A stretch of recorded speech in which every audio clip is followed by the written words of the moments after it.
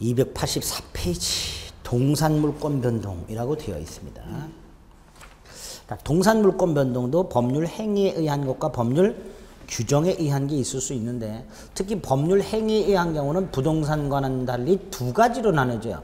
예를 들어서 갑이 자신 소유 노트북을 을에게 파는 경우 을은 노트북 소유권을 취득할 거예요.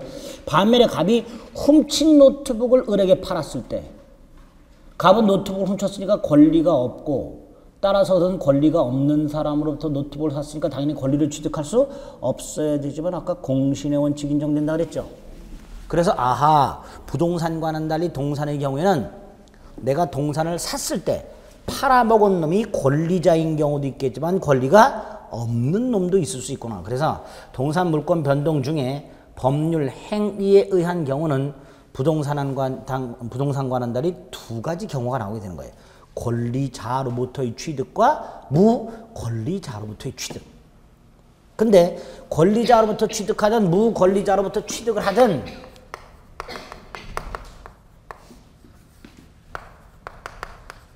얘가 소유권을 취득하려면 부동산은 등기해야 되지 동산은 뭐 해야 돼요? 점유를 이전해 줘야 돼요.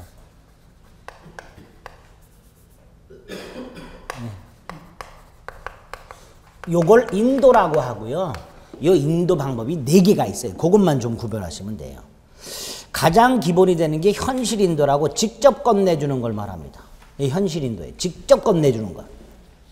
반면에 주둥이로만 넘겨주는 게 있어요. 관념적 인도라고 3개가 있습니다. 간이 인도, 점유개정, 목적물 반환 조건의 양도에 의한 인도. 자, 간이 인도는 갑이 을에게 노트북을 빌려준 상태에서 그래서 을이 노트북을 점유하고 있는 상태에서 양도를 해요. 이때 을이 노트북을 갑에게 반환했다가 다시 현실인도 받는 게 아니라 을이 이미 노트북을 점유하고 있으니까 갑, 을 간의 의사합치만으로 을은 인도받은 것으로 간주해버립니다. 이걸 간이인도라고 해요. 이렇게 말하겠죠. 동산을 양수한 자가 그 전에 이미 동산을 점유하고 있는 경우에는 당사자의 의사만으로 인도받은 것으로 본다. 이게 간이인도가 될 거예요. 반면에 점유개정은 반대예요.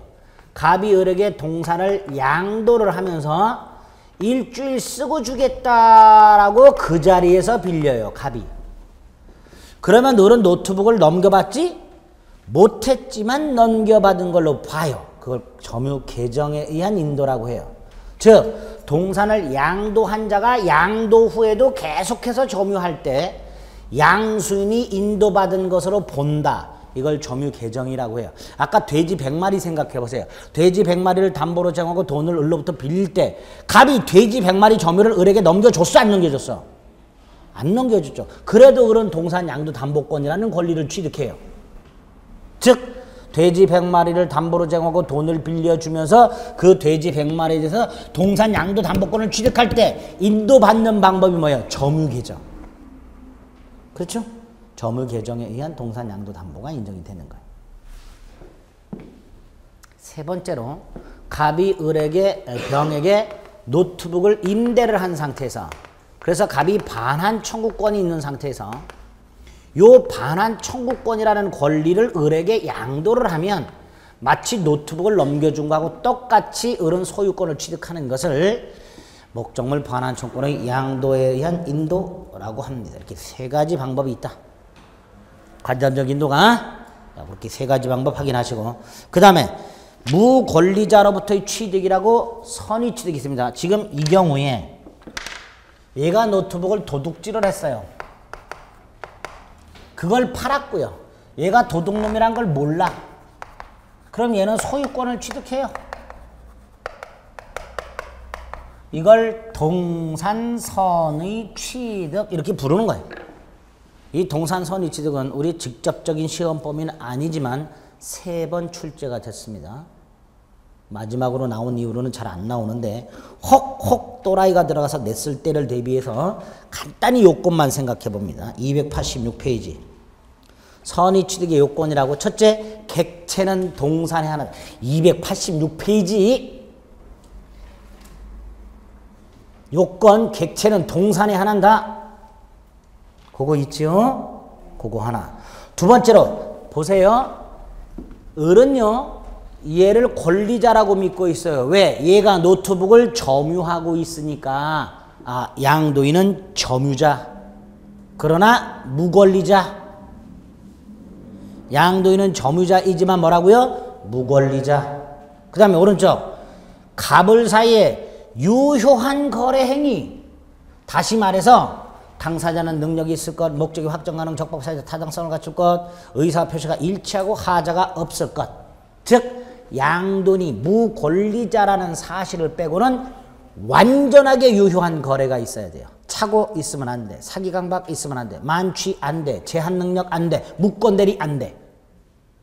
무슨 말인지 아시겠죠?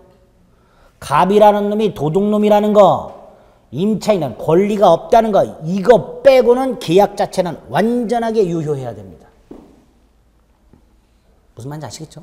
거기에 오른쪽 유효한 거래 행위가 있어야 한다.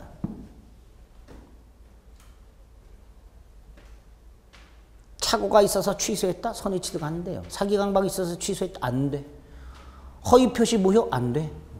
만취? 안 돼. 미성년자 취소해서 안 돼. 무권대리? 안 돼. 그래서 갑이 무권리자라는 사실을 제외하고는 유효한 거래 행위가 있을 것.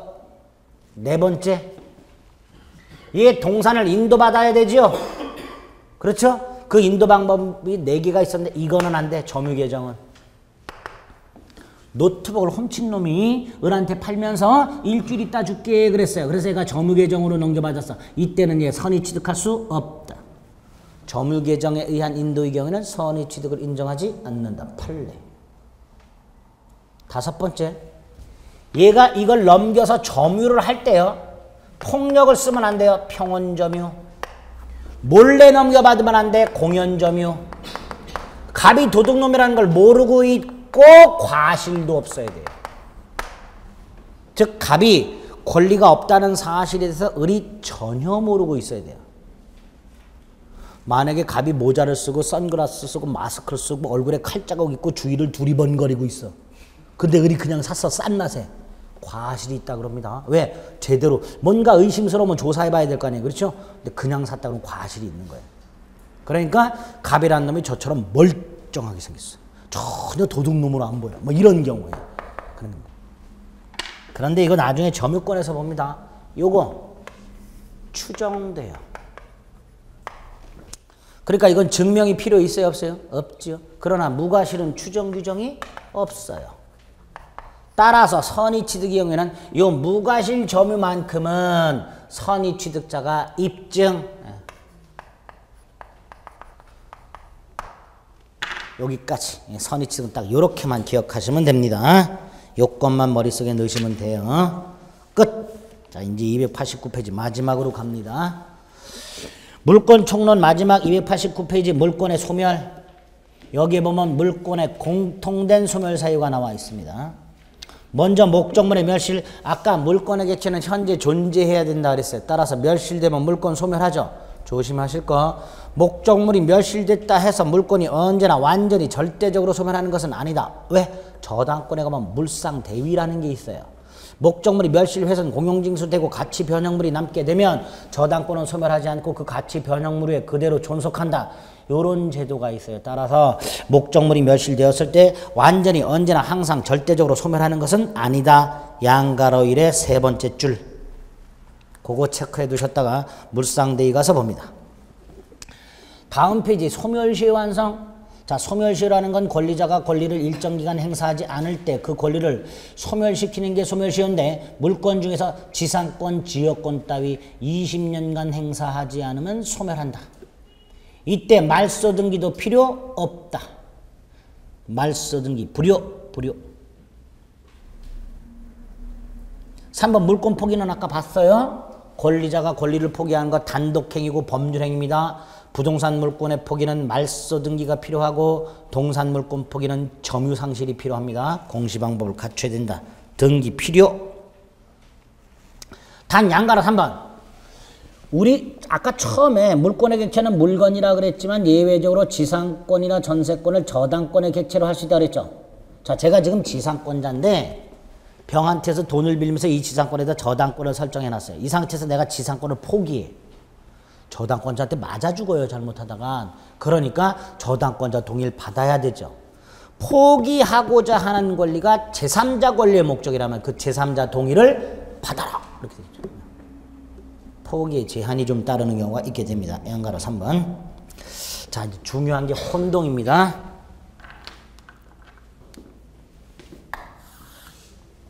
자, 여기다 써야 되겠다. 지우고.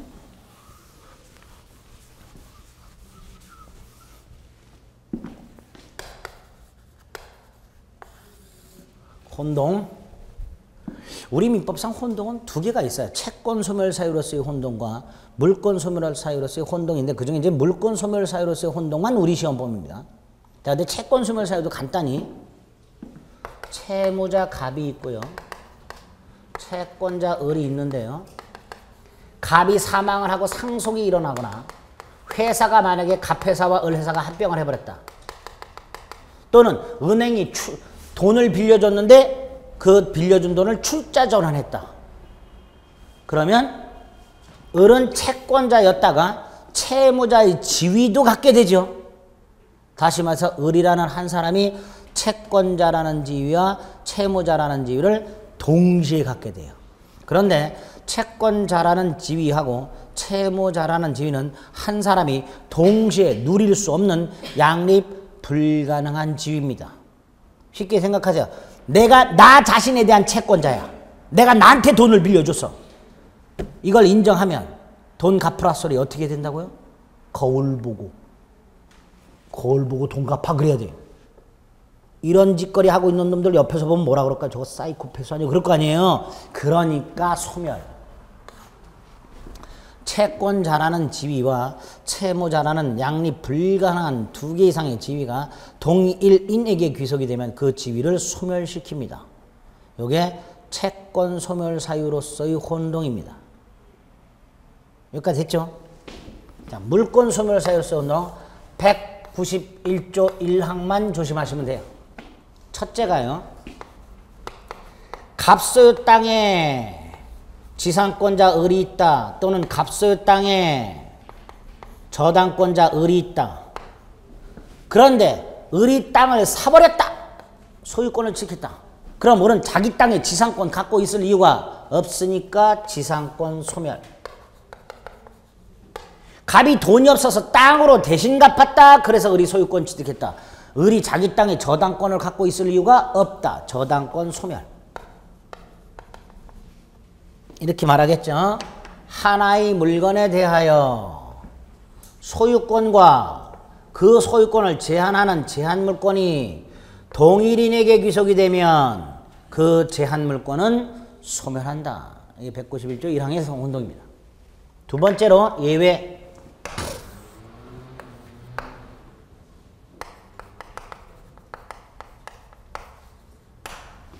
이 상태에서 얘가 돈을 빌리고 저당권을 여기다 이렇게 설정해놔요.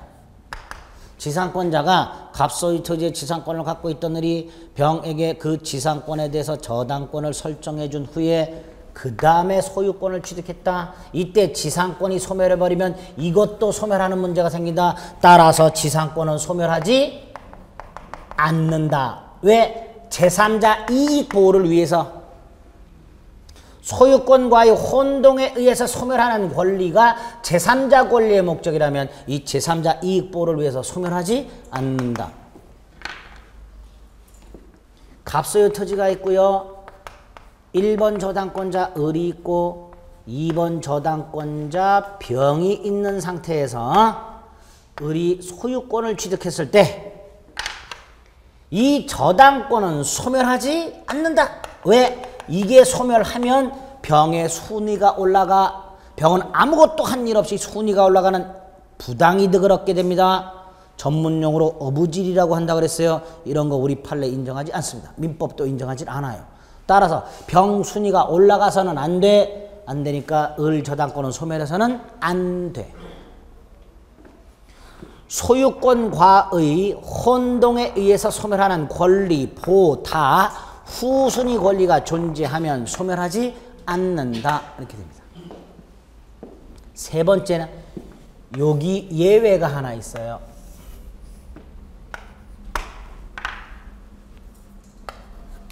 그림 똑같아요. 갑소유 토지에 1번 저당권자 을이 있고 2번 저당권자 병이 있고 이 상태에서 을이 소유권을 취득했고 똑같죠 이거하고? 그렇죠?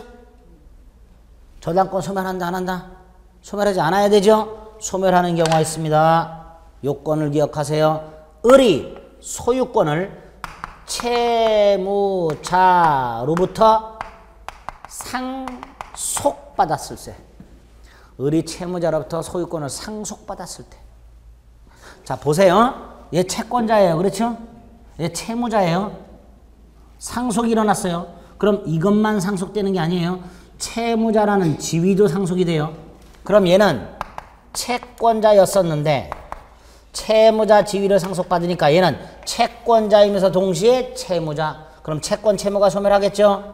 채권이 소멸하니까 담보물권도 소멸. 이거 소멸합니다. 이때 시험 문제 어디까지 나왔냐면 이 저당권은 요 저당권은 소유권과의 혼동에 의해서 소멸한다. X. 소유권과의 혼동에서 소멸하는 게 아니라 채권이 소멸함으로써 부종성에 의해서 소멸. 예? 어쨌든 소멸한다.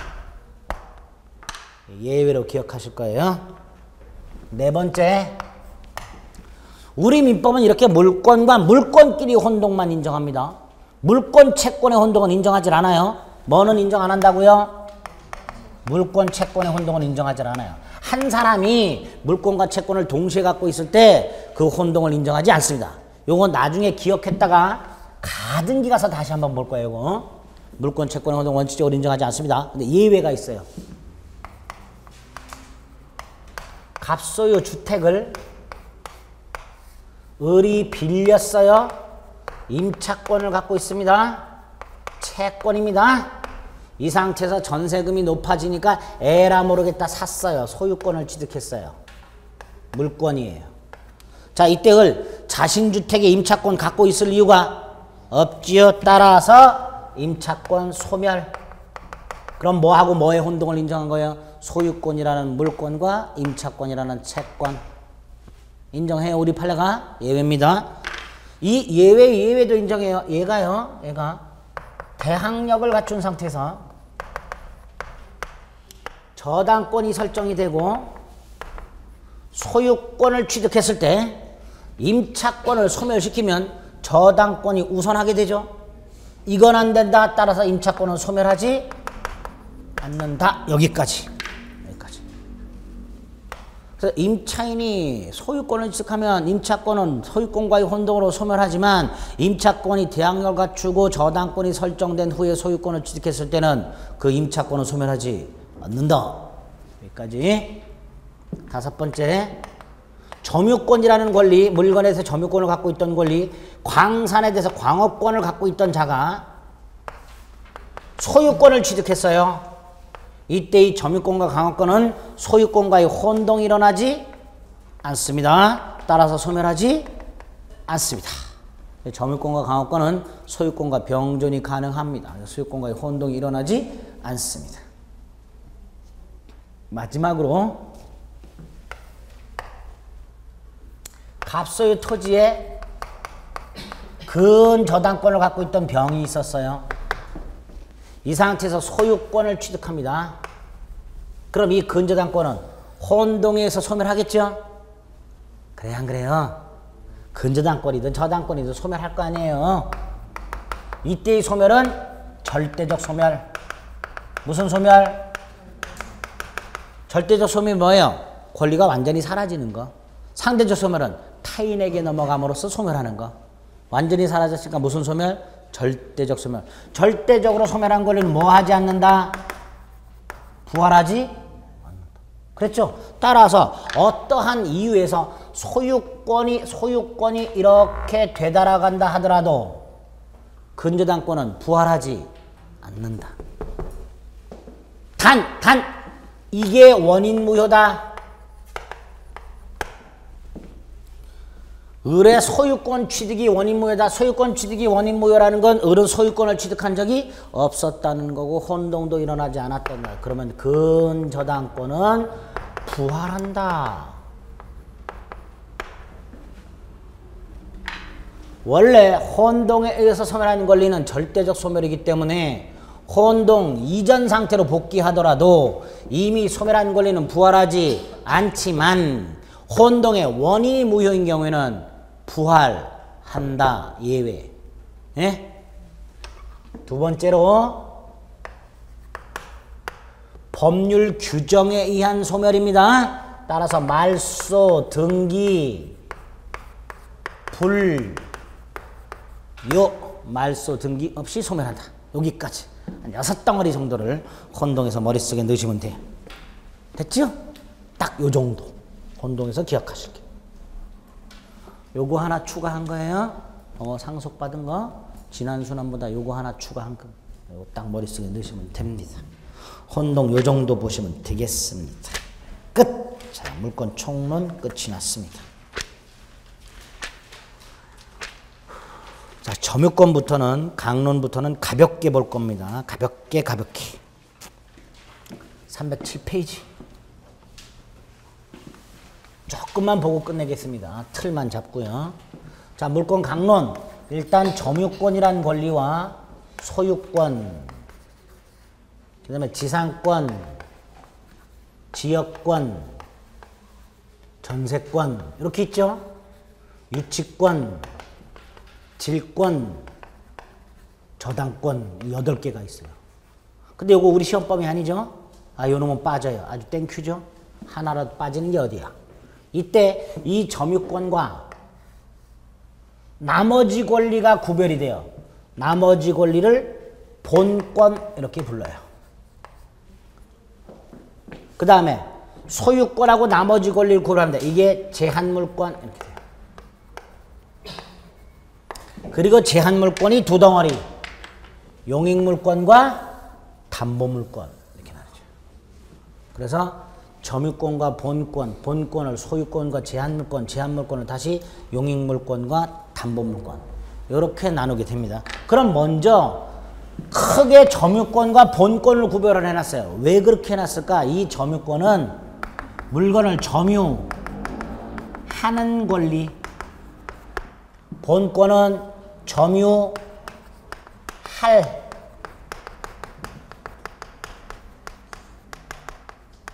줄여서 점유할 권리 이렇게 불러요. 점유할 수 있는 권리라는 게 뭐예요? 점유를 정당화.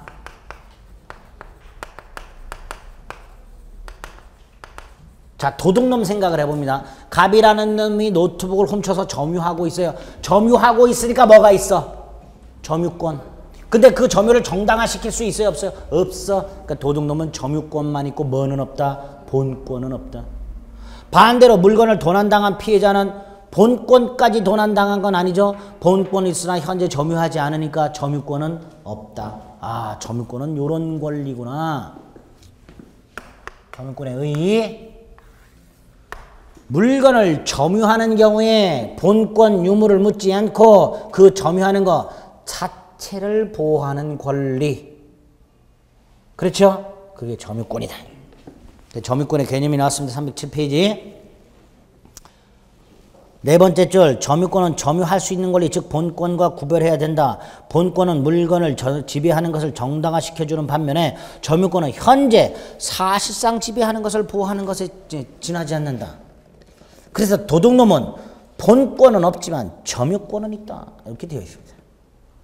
두 번째로 이런 점유권이 인정이 되려면 물건을 사실상 지배만 하면 돼요. 본권 유무를 묻는다 안 묻는다? 안 묻는다. 이때 사실상 지배라는 게 뭘까? 물건을 자신의 지배 영역 내에 두고 있다 이런 뜻이에요. 소나기에 쥐고 있거나 그 가능성이 있다 이게 지배예요.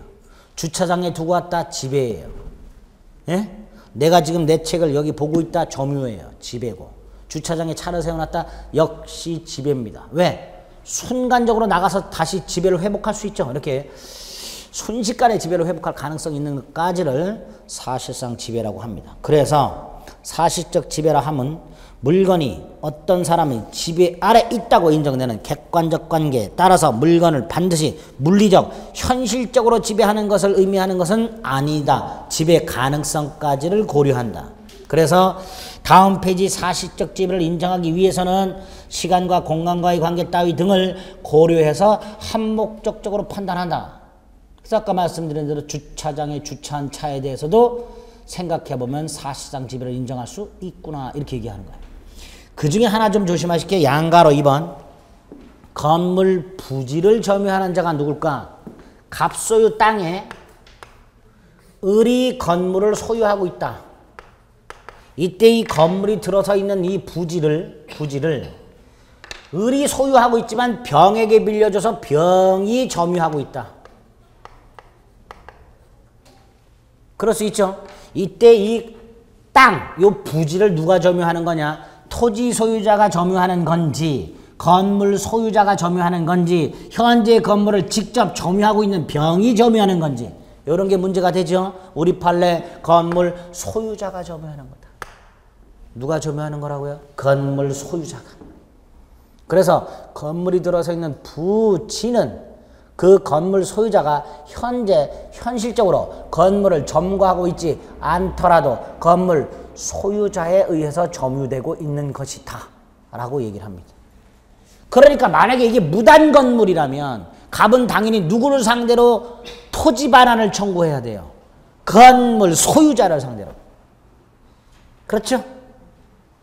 점유하고 있는 사람한테 반환을 청구하는 거 아니에요. 그러니까 갑은 을을 상대로 건물 철거 및 토지 인도를 청구하게 됩니다. 부지 점유자는 건물 소유자 생각하시면 돼요. 됐죠? 이렇게 점유권이 인정이 되려면 물건을 사실상 지배해야 되는데 사실상 지배하지 않는데도 불구하고 사실상 지배를 해야 점유권이 인정이 되는데 사실상 지배를 하지 않는데도 불구하고 점유권이 인정되는 경우 또는 사실상 지배를 하는데도 불구하고 점유권이 인정되지 않는 경우 이런 예외가 있더라. 좀 전에 원칙이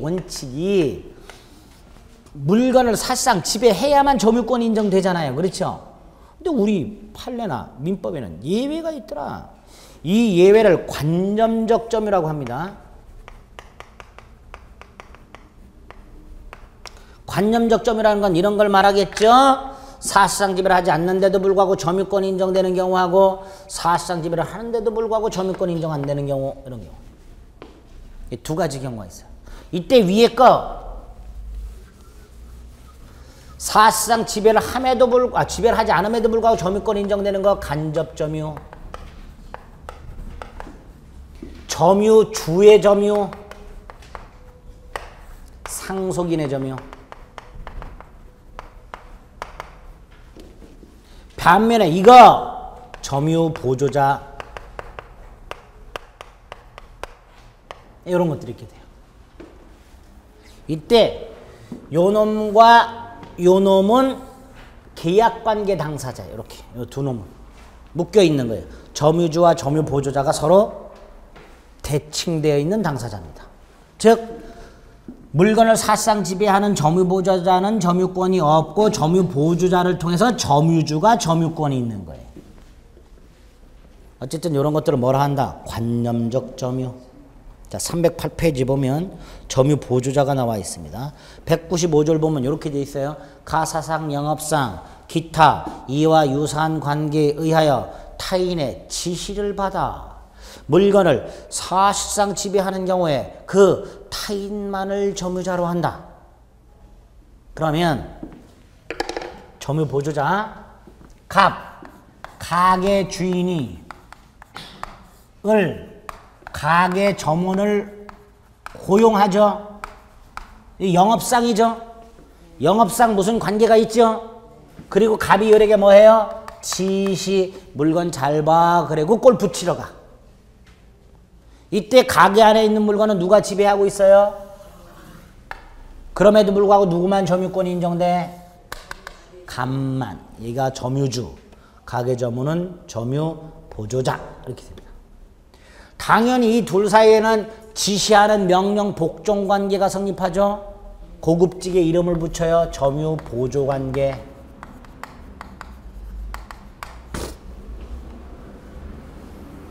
이때 물건을 사실상 지배하죠. 그러나 뭐는 없어요?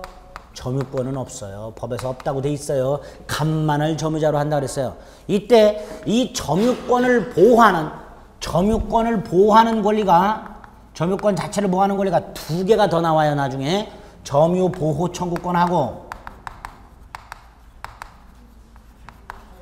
자력구제권하고. 이때 을에게 이런 것도 인정될까? 안 되겠죠, 당연히. 점유권이 인정 안 되니까 이거 인정 안 될 거 아니에요. 그렇죠? 안 돼요. 근데 이거는 인정된다. 점유보조자에게 뭐는 인정된다? 자력구제권은 인정된다. 자력구제권이 뭔지 뒤에서 볼 거예요. 어쨌든 이런 점유보조관계 터잡아 타인의 지시를 받아 물건을 사실상 지배하는 경우 그 타인만을 점유자로 한다. 그래서 점유보조자는 이런 특징이 있다. 이렇게만 머릿속에 넣어두시면 됩니다. 됐죠? 그 다음에 조금 더 얘기하면 아까 소유권 따위 터잡아서 물건에 대한 반환을 청구할 때 누구를 상대로 한다 그랬어요? 점유자. 누굴 상대로? 그래서 아까 건물이 들어서는 부지의 점유자가 누군지를 따진 거 아니에요. 점유자를 상대로 반환 청구하는 거예요. 그럼 이 경우에 점유보조자는 반환 청구의 상대방이 된다 안 된다? 안 된다. 얘는 점유자가 아니다. 점유보조자에 불과하다. 따라서 반환 청구의 상대방이 될 수 없다. 오른쪽 효과의 동그라미 2번. 첫 번째 줄 끝부분에 점유보조자는 상대방이 될 수 없다.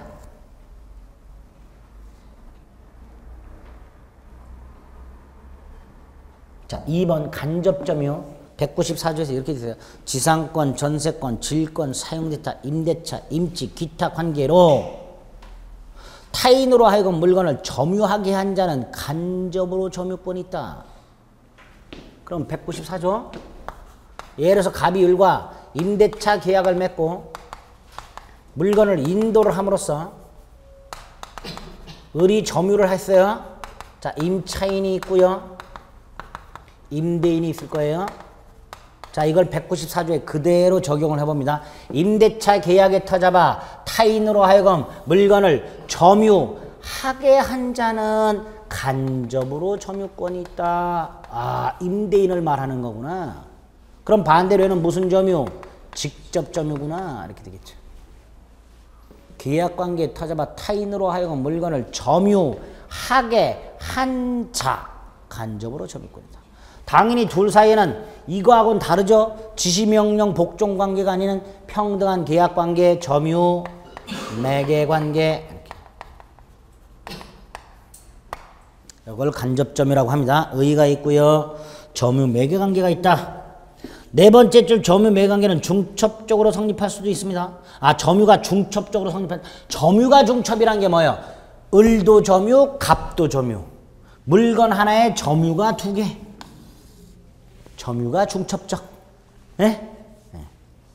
요건 점유 매개자, 직접 점유자의 직접 점유가 있어야 된다. 두 번째 점유 매개 관계가 있어야 된다.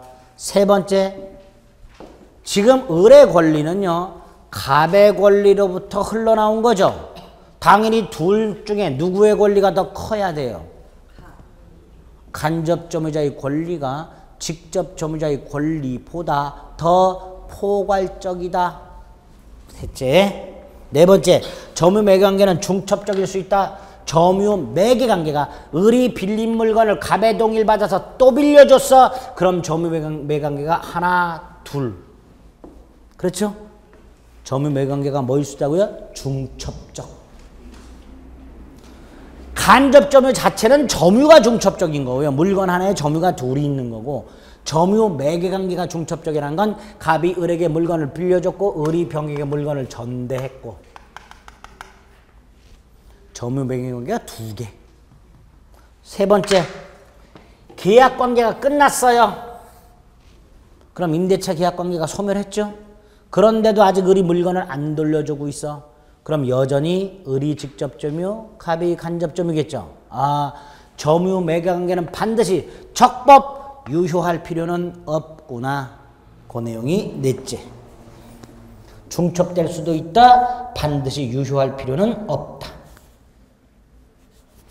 됐죠? 자, 효과를 봅니다. 얘도 점유자고 얘도 점유자죠.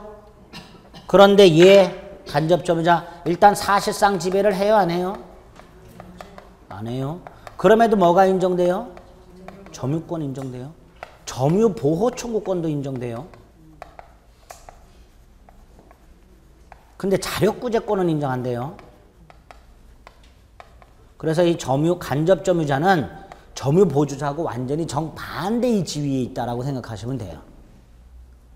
근데 이제 요게 좀 문제예요. 점유보호청구는 3개가 있어요. 반환, 방해 제거,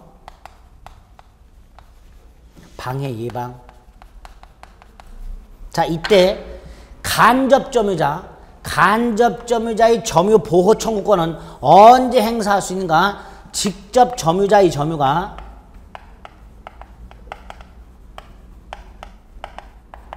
제3자에 의해서 침탈, 방해, 그 염려가 있을 때 행사할 수 있다. 임대인의 점유보호 청구권은 언제 행사할 수 있다고요? 직접 점유자의 점유가 제3자에서 침탈, 방해당할 염려가 있을 때. 그럼 보세요. 을이라는 자가요. 여길 보시고. 을이라는 자가 갑으로부터 빌린 물건을 병에게 임의로 양도.